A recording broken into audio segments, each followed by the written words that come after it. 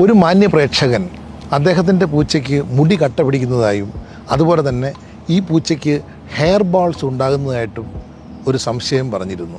അതെങ്ങനെ അതിൻ്റെ മുടി കട്ട് ചെയ്യാമെന്നും ഹെയർ ബോൾസ് എങ്ങനെ ഇല്ലാതാക്കാമെന്നും അദ്ദേഹം പറഞ്ഞിരുന്നു.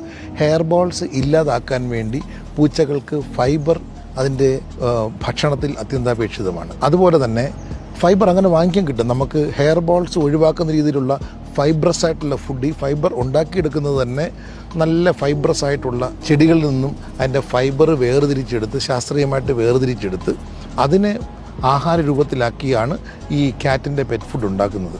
അത്തരം ഫുഡ് ഉണ്ടാക്കുമ്പോൾ അത് ഭക്ഷിക്കുന്ന അല്ലെങ്കിൽ നക്കുമ്പോൾ അകത്തോട്ട് കയറുന്ന ഈ രോമത്തെ അത് വലിച്ചെടുക്കുകയും ആ രോമത്തിനെ ഉരുട്ടി അത് ഒരു പന്ത് രൂപത്തിലാക്കി ആ കാഷ്ടത്തിൽ കൂടെ പോവുകയും ചെയ്യുന്നു.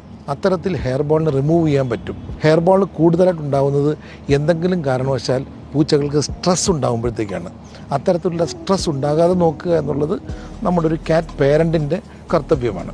ഇനി അതിൻ്റെ മുടി വെട്ടുക, അദ്ദേഹം ചോദിച്ചിരിക്കുന്ന മുടി എങ്ങനെ വെട്ടാം, അത് പൂച്ച സമ്മതിക്കുന്നില്ല മുടി വെട്ടാൻ. അങ്ങനെയുള്ളതിന് ശാസ്ത്രീയമായിട്ട് നമുക്ക് അതിനെ സെഡേറ്റ് ചെയ്തിട്ട് മുടി വെട്ടാനുള്ള സംവിധാനമൊക്കെ ഉണ്ട്.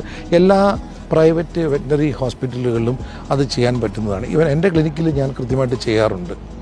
അപ്പോൾ ഹെയർ ബോൾ നമുക്ക് ഒഴിവാക്കാൻ ഏറ്റവും പ്രധാനമായിട്ടുള്ള കാര്യം സ്ട്രെസ്സ് പൂച്ചകൾക്ക് ഒഴിവാക്കുക. 2, anti hairball diet prefer ചെയ്യുക.